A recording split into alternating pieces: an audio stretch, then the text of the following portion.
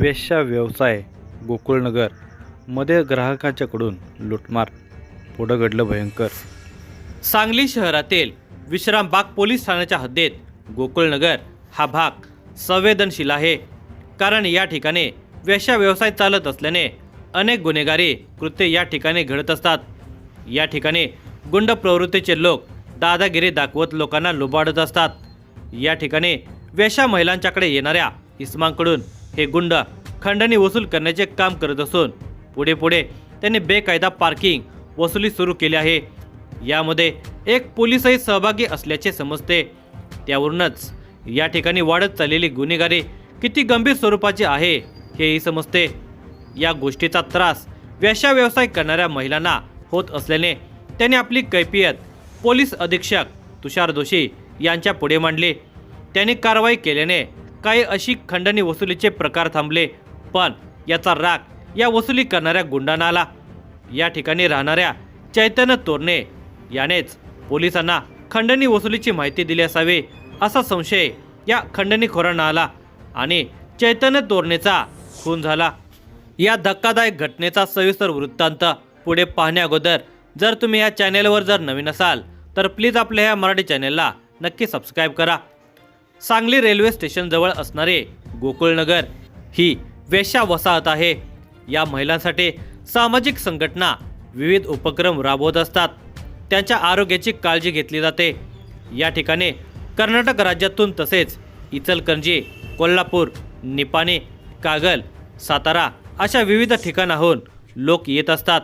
या महिला संघटित नसल्याने गुंडांचे फावते। या ठिकाणी आलेल्या लोकांना लुटण्याचे बरेच प्रकार इथे घडतात। तसेच बेकायदा पार्किंग वसुली देखील केली जाते। याआधी पोलीस अधीक्षक दिलीप सावंत यांनी या गुंडांना हद्दपार करून कायद्याचा हिसका दाखवलेला होता। या गोकुळनगरच्या आसपास राहणारे लखन इसरडे, राकेश कांबळे, कृष्णा उर्फ मुतक्या कांबळे, करण शिंदे, महेश नाटेकर, सुनील उर्फ मुक्या खडते व त्यांच्या साथीदारांनी वेश्यावस्तीमध्ये नंगानाच घातला होता। या घटनेमुळे वेश्या महिला त्रस्त झालेल्या होत्या। पोलीस ठाण्यात तक्रार दिली तर या गुंडांना धार्जिन असणारा पोलीस कर्मचारी येऊन मांडवली करायचा आणि निघून जायचा।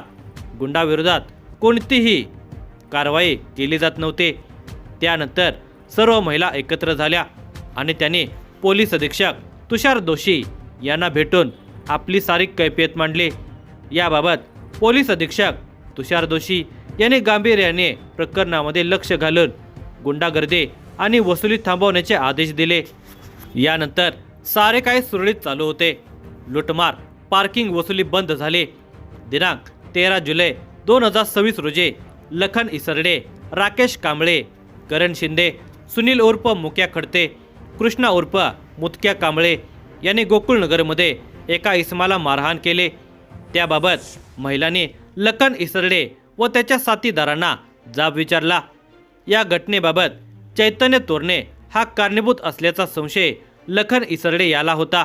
त्यावेळी लखन इसरडे व त्याच्या साथीदाराने चैतन्य तोरणेसोबत वाद करून त्याला ठार मारण्याची धमकी दिली।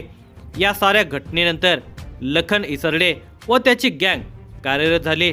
लखन इसरडे व त्याची गँग गुन्हेगारी प्रवृत्तीची असून त्या गँगवर खून, दरोडा, जबरी मारहाणीसारखे असंख्य गुन्हे दाखल आहेत। लखन इसरडे व त्याच्या गँगने ठरवले की आता चैतन्याला सोडायचे नाही।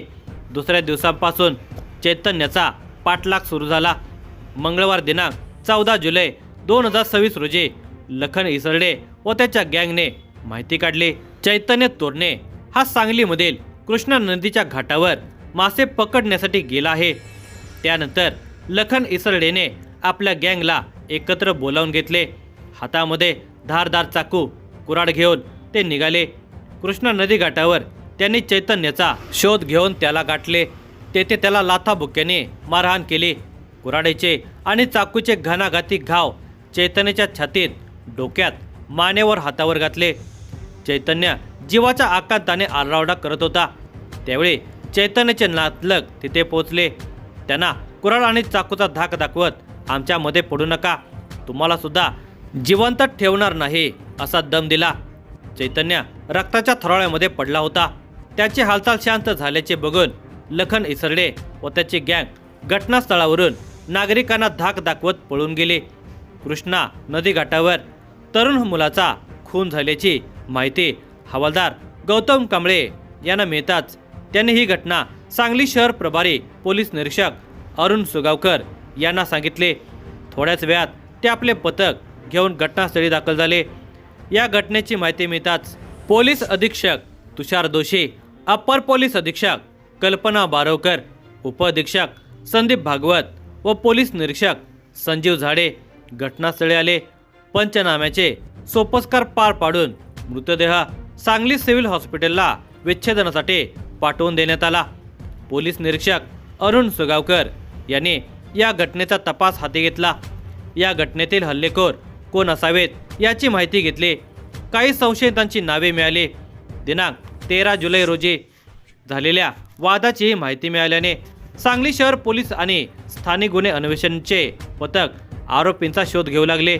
चैतन्य तोरणे खून प्रकरणी नितीन बाळू ठोकळे यांनी सांगली पोलीस स्टेशनमध्ये फिर्याद दिली.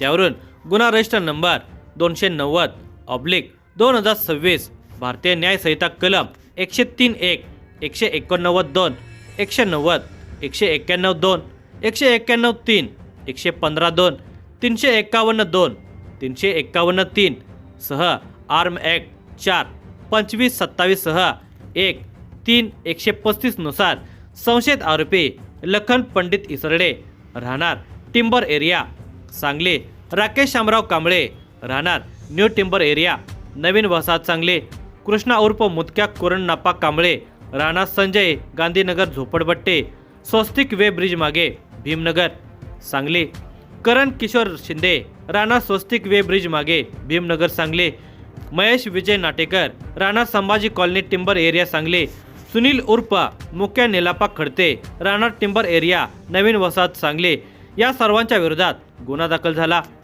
सांगली शहर पोलीस स्टेशनचे पोलीस निरीक्षक अरुण सुगावकर, सांगली स्थानिक गुन्हे अन्वेषणचे पोलीस निरीक्षक संजीव झाडे, सहाय्यक पोलीस निरीक्षक प्रशांत निशानदार, उपनिरीक्षक कुमार पाटील, हवालदार गौतम कांबळे, संतोष गळवे, संदीप पाटील, रुपेश होळकर, सुमित सूर्यवंशी यांच्या पथकाने आरोपींची धरपकड केली.